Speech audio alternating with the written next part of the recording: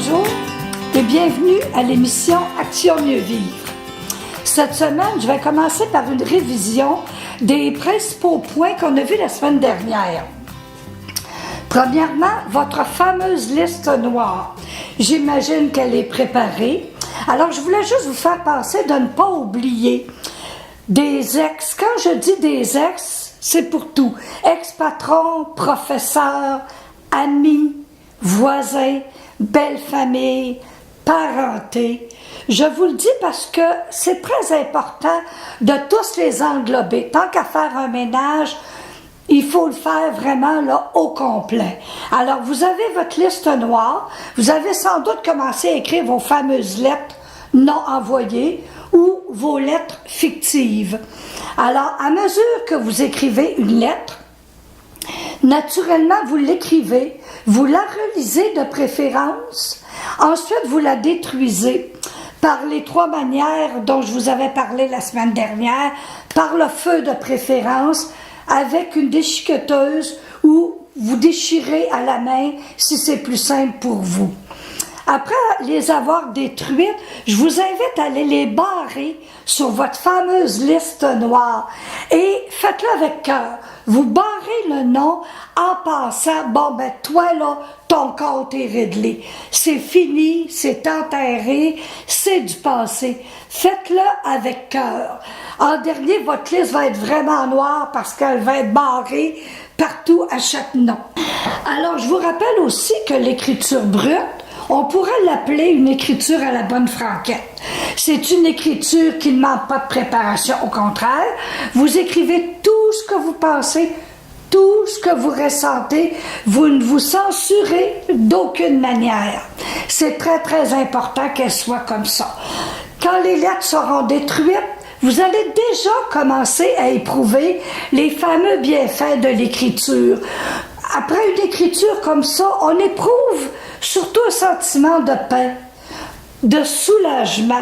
C'est très important, il faut vraiment le faire, le pratiquer et éprouver ces bienfaits-là de soulagement, de paix, de calme.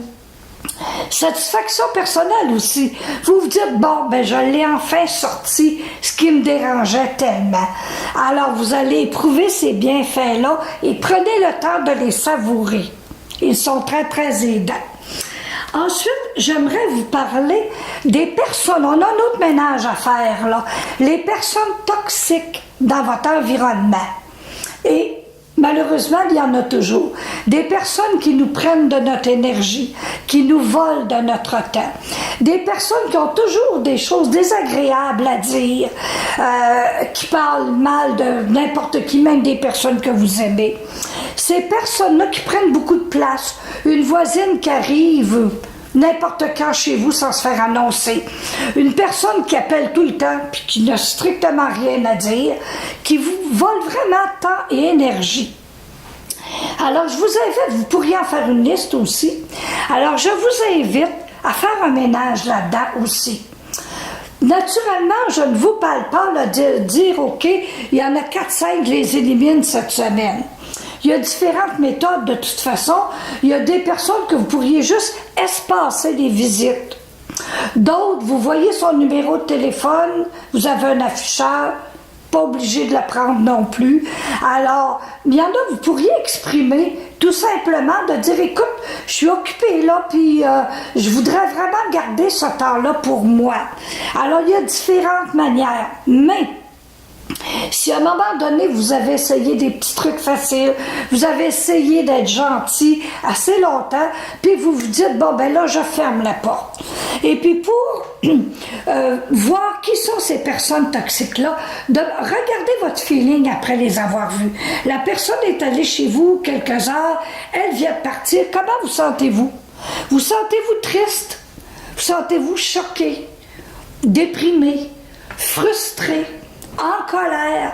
Alors, si vous éprouvez ça, pas seulement qu'une fois, à toutes les fois que la personne vient chez vous ou que vous avez des contacts avec, ben là, c'est une personne toxique.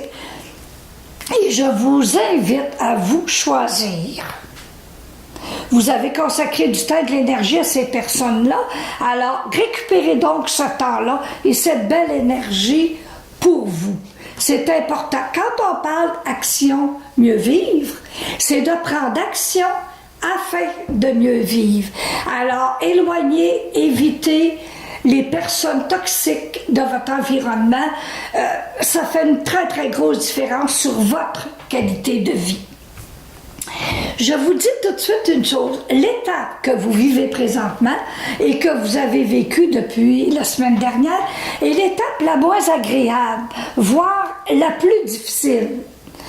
À partir de maintenant, les étapes que vous allez vivre vont être nettement plus agréables, nettement plus faciles.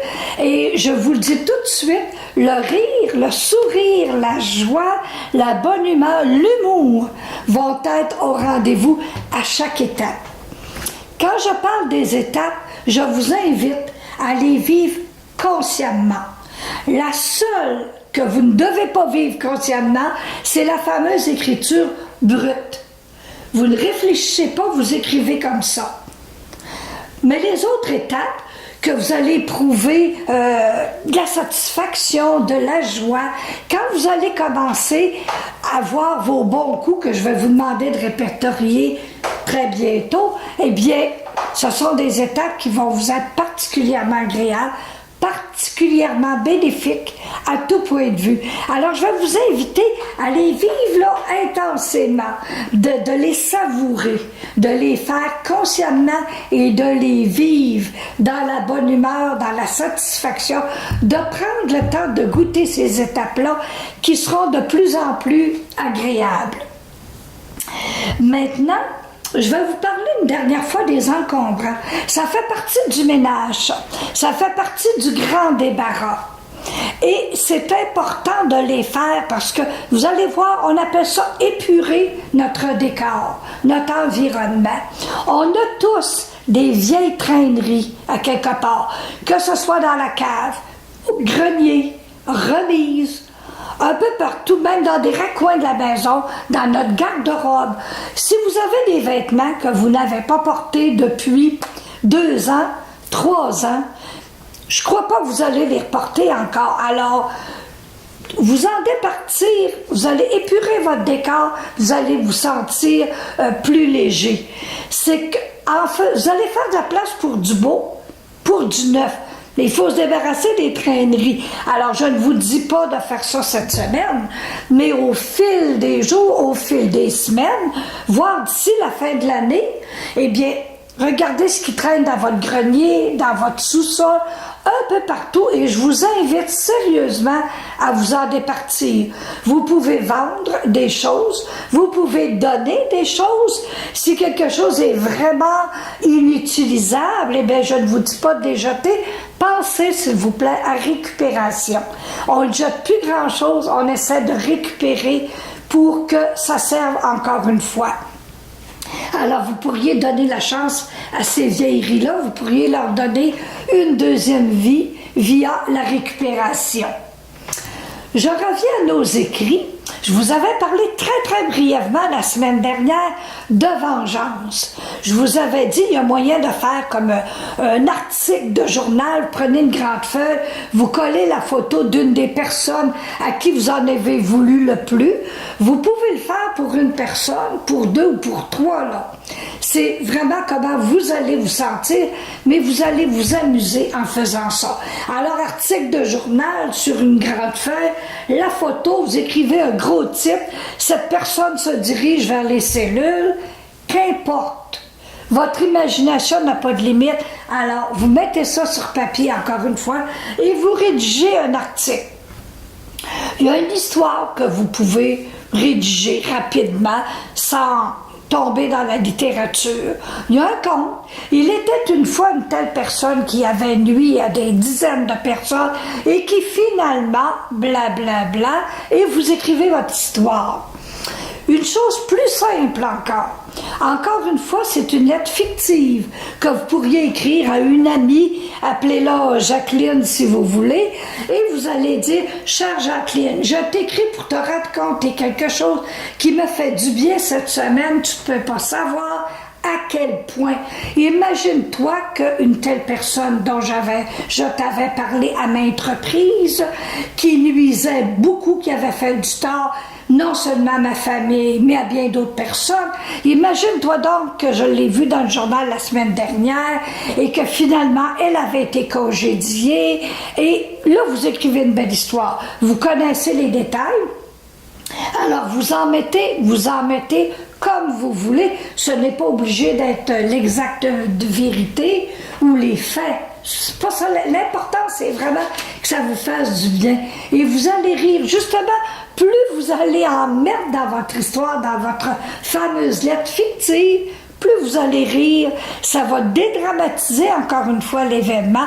Vous mettez de l'humour là-dedans et c'est très bon. Alors, vous écrivez cette lettre-là et vous lui dites, j'ai revu encore une fois, ou aux nouvelles à la télévision, qu'elle a payé finalement, elle a pris le chemin des cellules, ou qu'importe. Mais mettez la pénitence exemplaire. Les conséquences de cette personne-là, c'est exemplaire. Vous vous sentez bien, c'est drôle, vous aimez ça, et vous passez à autre chose.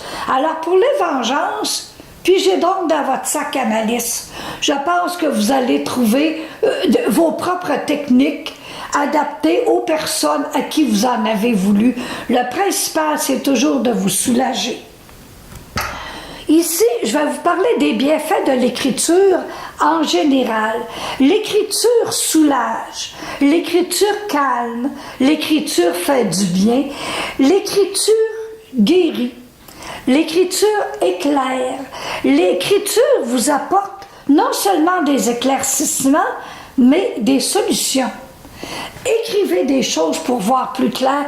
Ça vous semble confus parfois, une situation. Vous savez pas trop par quel bout prendre ça, alors vous écrivez, bon, il est ça, et vous allez voir, après l'avoir mis sur papier, regardez votre écrit le lendemain, 2 jours plus tard, à tête reposée, et je ne serais pas surprise que vous voyez votre propre solution sur vos écrits. Alors, l'écriture, c'est d'une extrême importance à tout point de vue. Je suis bien consciente qu'une semaine pour faire les exercices dont je vous parle, ce n'est pas suffisant. Mais les outils que je vous donne, comme l'écriture, ce sont des outils simples, des techniques simples à la portée de tout le monde et que vous pourrez faire et pratiquer n'importe quel temps. J'espère que vous vous êtes munis d'un équipier, d'un partenaire pour vivre cette belle aventure-là.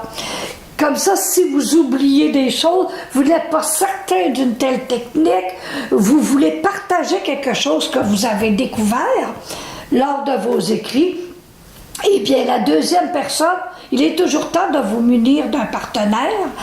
Et cette personne-là va vous supporter, va vous motiver et vous allez vous entraider à 2. Alors, je vous encourage à le faire n'importe quel temps. Continuez à écrire. Vous aurez, que ce soit dans 3 mois ou dans 6 mois, vous aurez une frustration, il vous arrivera quelque chose qui vous fait de la peine, ça pourrait être une joie aussi, et vous n'avez pas toujours quelqu'un auprès de vous pour partager. Alors, pourquoi ne pas le partager avec votre papier? Vous écrivez « Oh, que je suis contente de telle chose » ou « Oh, que telle chose me fait de la peine » ou « Oh, que tel événement me frustre, me met en colère quand ça arrive ». Au lieu de garder à l'intérieur de vous, dans votre tête, dans votre cœur, mettez sur papier. Je vous invite à le faire au fur et à mesure. Vous allez découvrir par vous-même les bienfaits de l'écriture. Vous allez les éprouver au fil des jours, au fil des semaines. Vous allez voir qu'est-ce que vous apporte l'écriture. C'est à peu près la seule thérapie qui est complètement gratuite, à la portée de tout le monde, que vous pouvez faire chez vous. Vous avez besoin de papier et de crayon, c'est tout.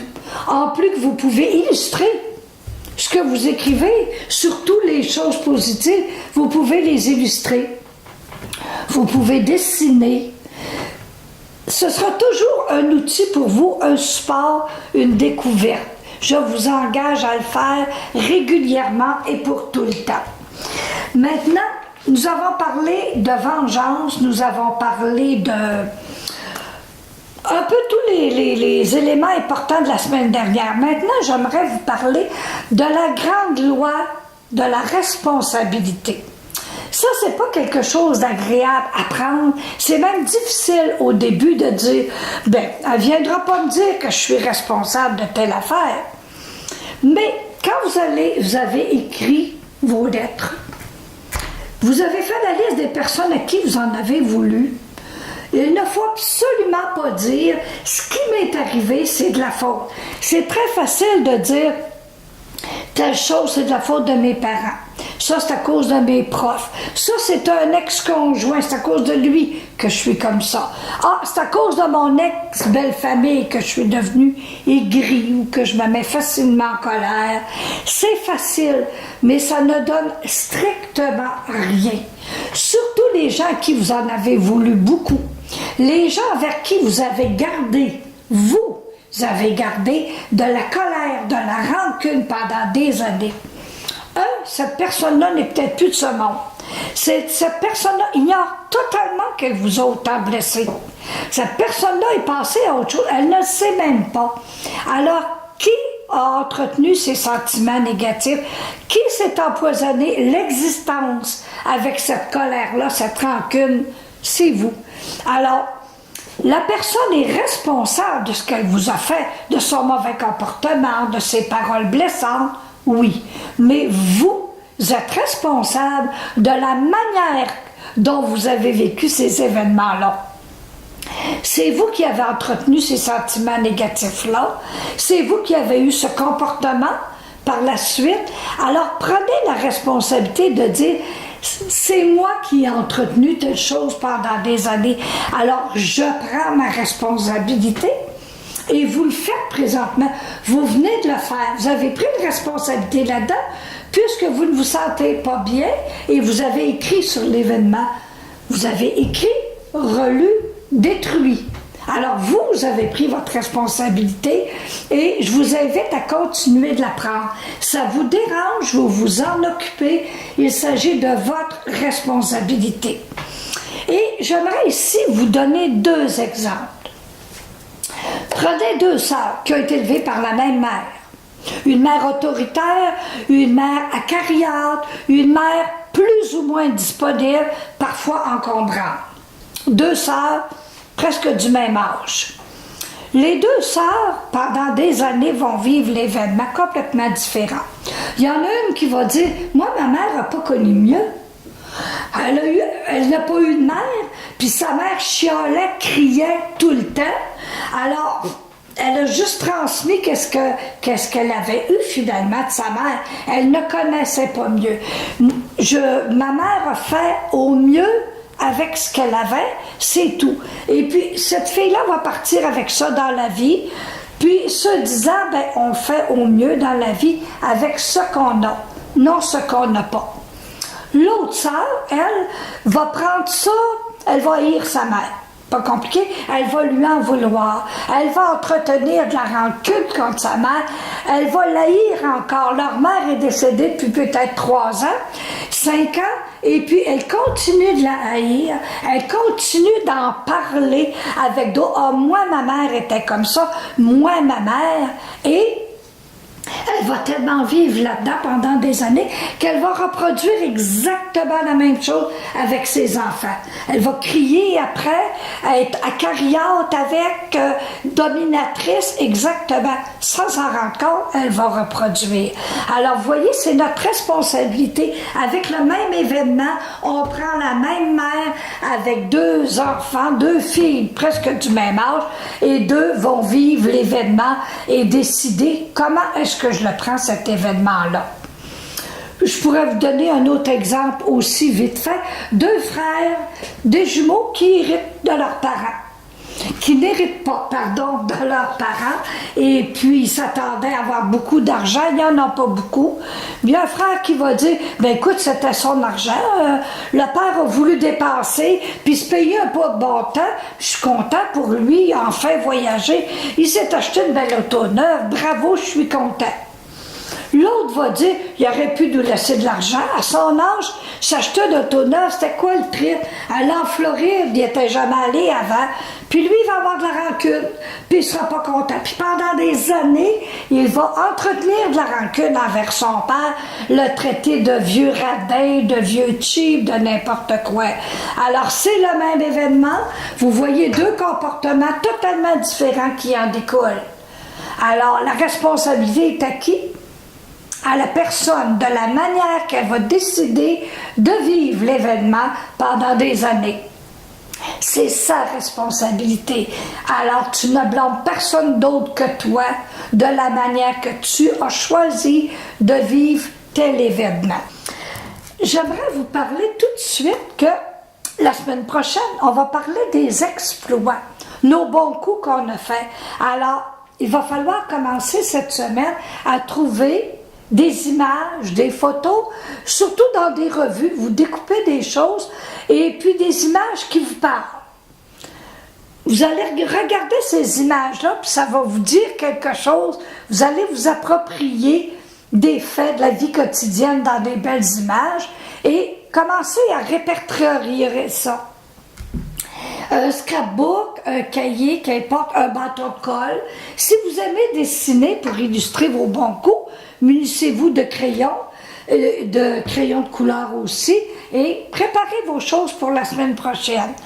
Et commencez dès maintenant à répertorier, commencez à y penser à vos bons coups. Allez loin, le plus loin que vous voulez. Aussi loin qu'à votre adolescence, à votre enfance, vous avez fait des bons coups. Dans votre vie de jeune adulte, qu'importe, allez chercher vos bons coups. On dit, moi j'en ai fait des bonnes actions. Je disais souvent, là, ma BA est faite. Combien de fois avez-vous fait ça dans votre vie? Combien? Alors, n'importe quel, on peut les appeler, il y en a que c'est des exploits. Hein? Vous avez gardé de personnes chez elle, vous avez, quelqu'un faisait une dépression, vous êtes allé la voir, la supporter, la sortir de son marasme, l'encourager, l'écouter surtout. C'est un exploit, ça. Non seulement une bonne action, c'est quelque chose, c'est un vrai bon coup. Alors, commencez cette semaine à penser, à réfléchir à vos bons coups, puis prenez des petites notes, parce qu'après, nous allons penser sérieusement, j'appelle ça la recherche des perles de notre existence. Nos bons coups, nos exploits, préparez tout ça parce que la semaine prochaine, le titre de l'émission sera « Les exploits » et nous allons plonger agréablement là-dedans. Alors sur ce, je vous souhaite une très belle semaine dans la joie, une semaine constructive, dans la bonne humeur. À la semaine prochaine. Merci.